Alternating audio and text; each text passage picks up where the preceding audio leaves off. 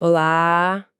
Hoje a gente vai fazer um mergulho profundo num trecho de um clássico, assim, absoluto da literatura, que é O Peregrino de John Bunyan. Pode até parecer um livro antigo, né, de 1678, mas a jornada psicológica que ele descreve, nossa, é incrivelmente atual.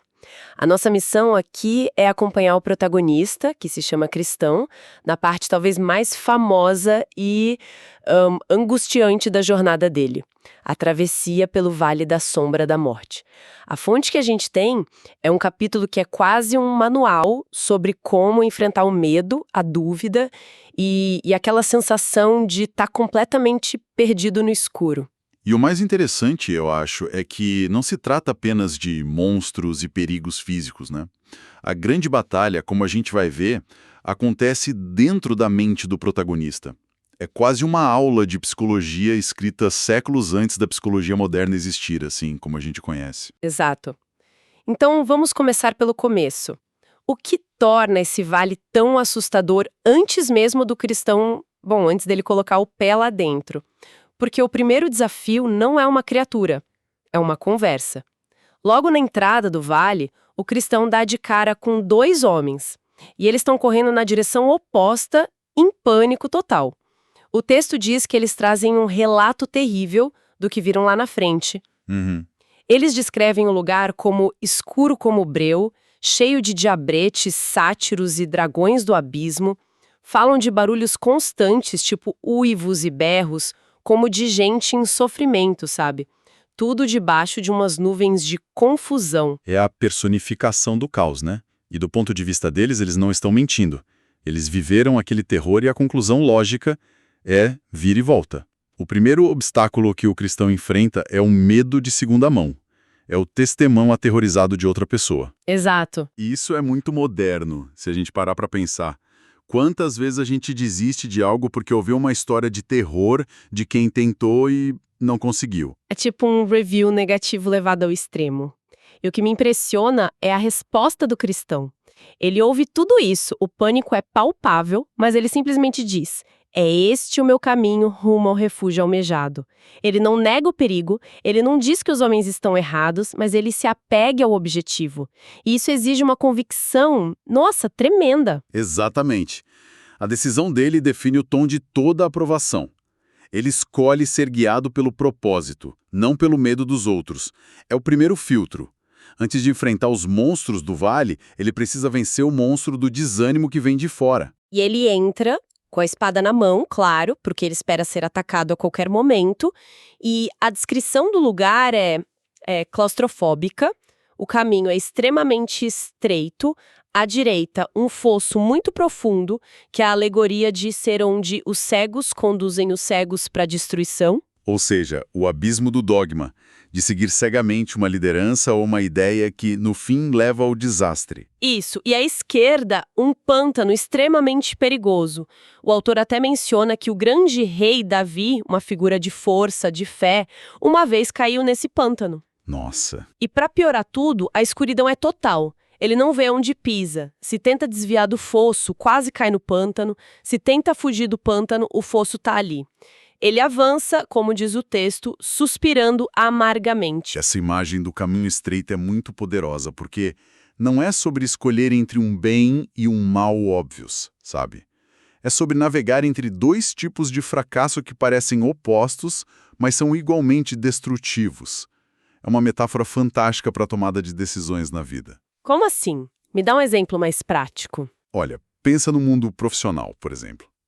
De um lado, você tem o fosso da inércia, do medo de arriscar, de nunca sair da zona de conforto e acabar se tornando irrelevante.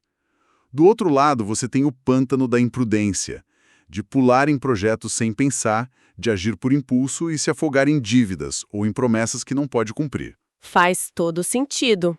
Ficar parado é um perigo, agir de forma descuidada é outro. E a escuridão é a chave de tudo, não é? Ele está tomando essas decisões de vida ou morte sem ter todos os dados, sem conseguir ver o cenário completo. Exatamente. A escuridão é a incerteza, é a falta de informação clara. O verdadeiro desafio não é só a existência dos perigos, mas ter que navegar por eles no escuro, confiando só na intuição, na fé ou nos poucos passos que consegue sentir à sua frente. E justo quando a gente acha que não pode piorar, o autor eleva o nível do terror psicológico. No meio do vale, o cristão chega perto do que o texto descreve como a própria boca do inferno. Fica ali, do lado do caminho, cuspindo fogo, fumaça, sons horríveis. Ele saca a espada, mas ele percebe na hora, essa arma que funcionou contra um inimigo físico antes é totalmente inútil aqui. A espada representa as ferramentas que a gente usa para lutar contra problemas externos, concretos, né? Mas aqui o problema é de outra natureza. Não é algo que se possa matar ou ferir. É uma fonte de terror puro. Então ele precisa de outra ferramenta. Ele guarda a espada e usa o que o texto chama de toda a oração. Ele grita algo como, meu Deus, por favor, me tira dessa. Mas aí vem a parte que, para mim, é a mais genial e assustadora de todas. Um dos demônios se aproxima por trás, em silêncio, e começa a sussurrar muitas blasfêmias repulsivas no ouvido dele. E na confusão, no barulho, no medo, o cristão acredita que aqueles pensamentos horríveis são seus. O texto é muito claro, isso o perturbou mais do que tudo que enfrentara até ali. Nossa, é uma tática psicologicamente brutal e funciona porque ataca a identidade da pessoa. O maior medo deixa de ser um monstro lá fora e passa a ser um monstro que a gente acha que existe dentro de nós. Exato. O inimigo não está mais atacando o corpo dele, mas a sua autopercepção, a sua fé, o seu senso de quem ele é. É tipo uma síndrome do impostor em nível espiritual, então.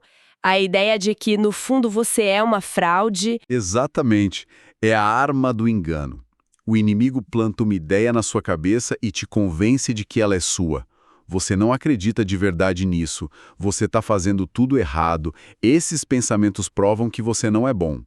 É uma representação perfeita da luta contra pensamentos intrusivos, algo que a psicologia moderna estuda muito. O texto diz que ele já não conhecia a própria voz. É a perda do eu em meio ao ruído. A confusão é tão grande que ele pensa em voltar. Mas aí ele racionaliza que já está no meio do caminho e voltar pode ser tão perigoso quanto seguir em frente. No momento de desespero, ele simplesmente grita: andarei na força do Senhor Deus. E o texto diz que as criaturas recuam por um momento, mas a angústia mental continua. E é no auge desse tormento que algo muda. Ele ouve uma coisa. E não é um som demoníaco. Não. É uma voz humana. Um homem, mais à frente no caminho que ele não consegue ver na escuridão, dizendo as palavras de um salmo muito conhecido, o Salmo 23. Embora ande pelo vale da sombra da morte, não temerei mal nenhum, pois tu estás comigo. Esse é o ponto de virada. E é crucial entender por que essa voz é tão poderosa. Não é uma aparição divina, não é um anjo. É só outro ser humano passando pela mesma dificuldade. E o texto explica exatamente o porquê disso animá-lo. São 3 motivos. Primeiro, a simples percepção de que não está sozinho. Tem mais gente ali. Segundo, ele pensa, bom, se Deus está com aquela pessoa nesse lugar horrível, talvez ele esteja comigo também, mesmo que eu não sinta nada. E terceiro, a esperança de que se ele continuar andando, talvez encontre companhia. Isso dá a ele uma força renovada. A solidão amplifica o medo. Ela nos faz acreditar que a nossa luta é única, que ninguém mais entende, sabe? Que estamos isolados no nosso sofrimento. Ouvir outra pessoa expressar fé nas mesmíssimas circunstâncias quebra esse isolamento de uma forma poderosa. É o poder da experiência compartilhada. Com certeza. Mostra que a força do outro pode indiretamente fortalecer a nossa. Não é mágica, é conexão humana. E logo depois desse momento de conexão, o dia começa a nascer. A luz do sol entra no vale. E com a luz, o cristão olha para trás, não para voltar, mas para entender por onde passou. E agora ele vê tudo claramente. O fosso de um lado, o pântano do outro, o caminho absurdamente estreito. Ele vê os demônios, mas agora à distância. A luz não removeu os perigos, eles continuam lá, mas ela os revela, e isso muda tudo. Paz é dar a capacidade de navegar.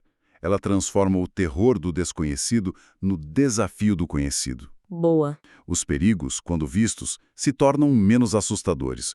Você pode planejar, desviar, enfrentá-los com consciência.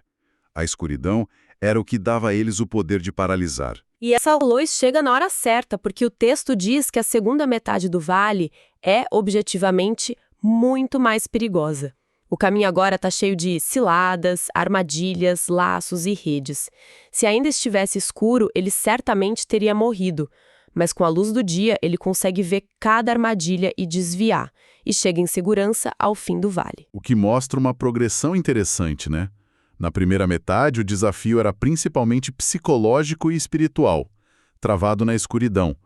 Na segunda, o desafio é mais prático, mais físico, mas ele recebe a ferramenta da visão para superá-lo.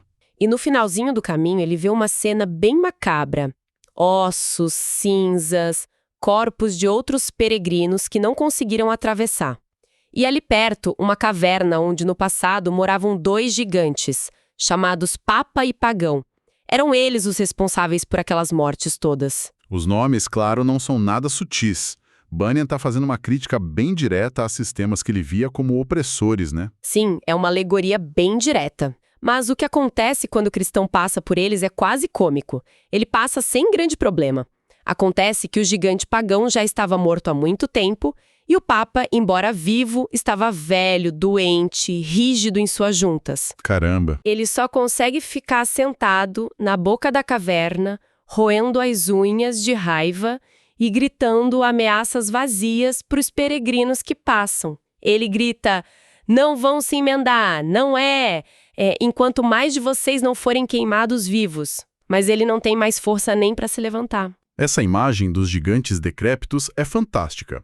Além da crítica religiosa da época, eles representam o que a gente poderia chamar de medos herdados.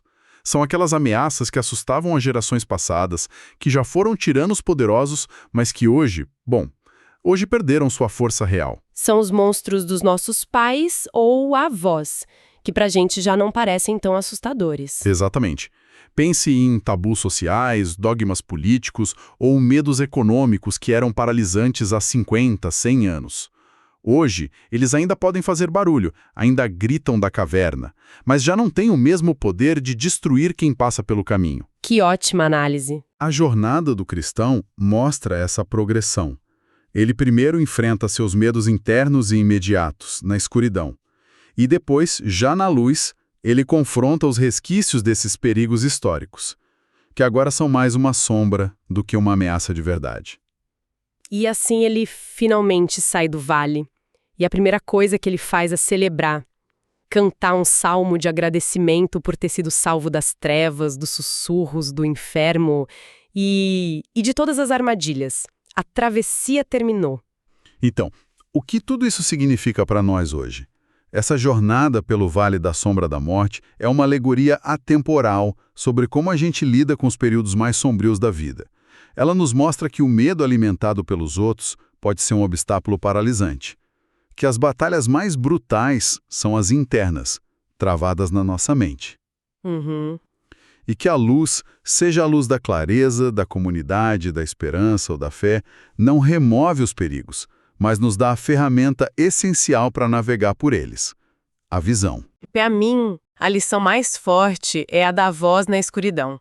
A de que mesmo no nosso pior momento, a percepção de que não estamos sozinhos, de que outra pessoa está enfrentando a mesma luta, pode ser o que nos dá força para dar o próximo passo. Sem dúvida. E o texto deixa claro que o cristão foi mais atormentado pela voz que ele pensou ser sua do que por qualquer dragão ou abismo real. Isso nos deixa com uma reflexão final, eu acho. Qual seria? Em nossas próprias jornadas, cheias de ruído externo e de vozes internas, como a gente pode treinar nosso ouvido para distinguir a nossa voz autêntica daquela dos medos e das dúvidas que nos são sussurrados, seja por outros ou seja por nós mesmos? Como saber quando a voz que diz "você vai fracassar" não é, na verdade, sua? Uma ótima pergunta para se pensar. A gente volta em breve com mais análises deste livro fascinante. Obrigada pela escuta e até a próxima.